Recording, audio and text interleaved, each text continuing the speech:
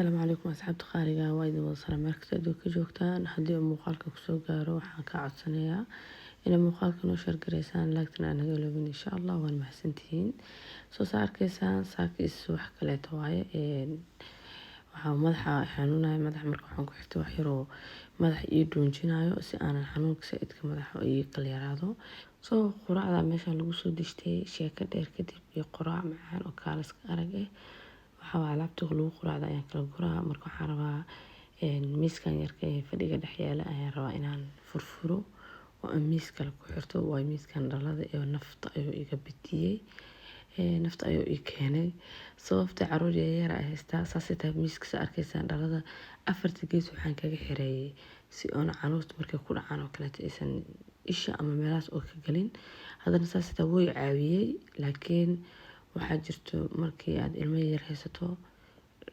ilmaha way ku korbodbodaan miiska korayaan waxaa laga yaabaa adiga inaad iska mashquusho bilaadan aad tahay soo waxaan ka cabsaday marka miiska markii ay koraan ama ay ku korboodaan oo kaleeto inuu la dumo hal mar dhal ahaan maadaama uu dhalay oo yahay caruur waa caruurtan wax kasta ka filo marka waxaa fiican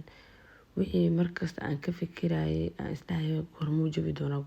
doonaa hal mar inaad ka taqluso oo asaga dhanba aan iska saaro maadaama ilmahayga weli ay yaryar yihiin oo yacni il bili-aadan oo kaleeto ma dhowrto waxaa qasab igu noqotay maadaama uu yahay riski ama tahay khatar oo hal mar la dumi karo oo lugta hadhow ay ka jari karto oo hadhow aadan ka shalaynaynin shalayna ma fiicno soo saas darteed waxaan jeclaystay inaan furfuro miiskii waxaa waaye iisoo qora ma fahanteen gabadhiina fuundiyar waaye kaaliska arag waxayd iyada furfuranayso waxayd iyada xirxiranayso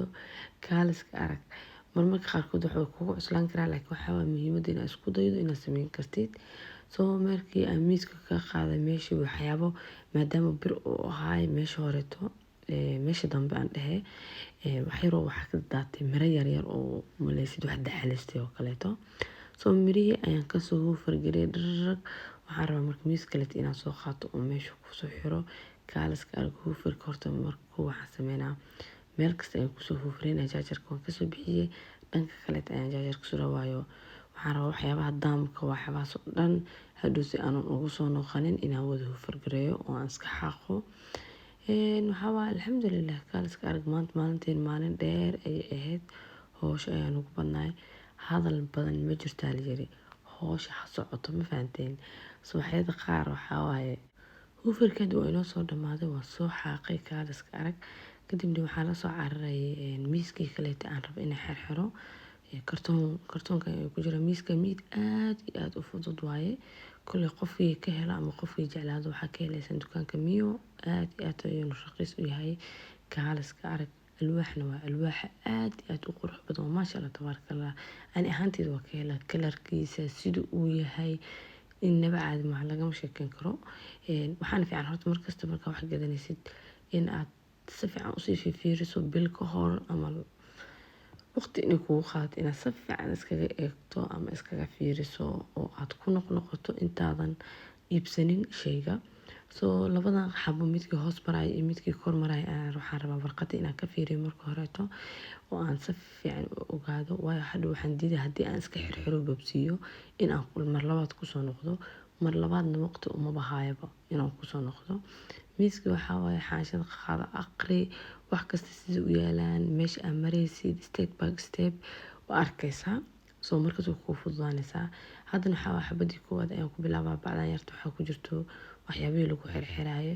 waxaaga adi xiro waxaaga adi furfuro ceeb maaha ma fahanteen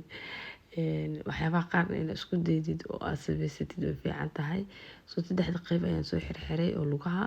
qaybtan hadartan waa xira ayadana sidoo kaleeto kaaliska arag lagama sheekeyn karo haddana wareegan kaleeto aad iyo aad ayuu u fudud yahay ma dhib badnayn kulley ani ahaanteyda soo ramadaanka isku diyaarintiisa ayaa qayb ay ka tahay oo ramadaanka aan isku diyaarinaynaa guriga waxyar in laga bedelo oo kaaliska arag laga dhigto lagama sheekeyn karo innaba caadi maaha wax kastoo xoog kaaga baahan wax kastoo aad diyaarsanaysa inaad hadda iska sii qabatid ramadaanka intuusan soo gelin ayaa fiican kaaliska arag miiska markii qaybta u dambeysay ayaa hadda soo saaray oo alwaaxaas soo hadda saa arkaysaan xoogaa wuu yara sigsikanaa anigana waxaan rabaa inaan booskiisa aan dhigo oo aan ku xiro insha Allah wuxuu wataa boolal yaryar oo lagu xiraa hadii kaleeto wuu ka dhacayaa oo qasab in laisku xiro. Kaaliska arag inaba caadi ma miiskii yaraay midkii dheeraa marka meesha kasoo bixiyey bal wax kasoo dhahaa kan dheeraa waxaa boos dheer ayuu ka qaadanaya laakiin kan xataa oo waaye waxaa meel yar oo kooban ayuu ku istaagaa. Soo ugu dambeyn maalmihiisa waa soo baxay dhararag halka ay imaaday waxaan rabaa inaan muraayad ku xirto halkaa laakiin muraayad waxaa u moodaa haddaan arkay inaan wax badan karo aan u qaaday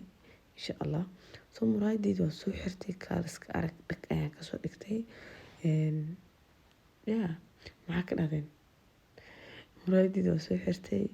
wax kasta soo sameeyey. Soo miiskii yaraay oo halkaas aan soo dhigo berihii ayaan waxaan rabaa inaan geeyo qaybta hoose ee sheeladaha guriga waxyaabaa alaabta lagu keydiyo. Soo afarta xabo dhar oo waxaan arkay caruurta marka xanaanada laga soo wadaayo kaleeto oo hore u dhigay meesha ayaan kasoo qaaday. Luuqa dheer waxaa waaye hawshiisa haduu isku dhamaatay armaajadaas darbi ugu dhigan waxaan ugu talagalay caruurta kaboodii ayaan gashtaa kabaha dadka waaweyn meel kaloo la saara ayaa jirto. Kadib waxaa xaqinkeyga soo qaatay xaqinkeyga i dheer bacaas arkaysa meesha yaalo waxaa waaye qashin yaro meesha yaalo aan rabo hadhow inaan hore usii qaado marka aan baxaayo kaleeto si aan loo iloobin oo kale qashinka markasta waxaan sameeyaa markaa sii baxaayo si aan u qaado oo usoo xasuusto waxaan sameeyaa albaabka ayaan markaas kusii diyaariyaa qof alaala qofkii markaas hore usii baxaayo kaleeto ama meel aadayo kale ayaa sii qaadayo. Kaaliska arag dhararag waxaagii waa soo xirtay muuqaalka haddii aad ka heshaan noo sheer gareeya oo noo laa gareeya insha allah waan mahadsantihiin walaalahey qaaliga quruxda badan intii haddii ay nala soo gaartay mac salaamo.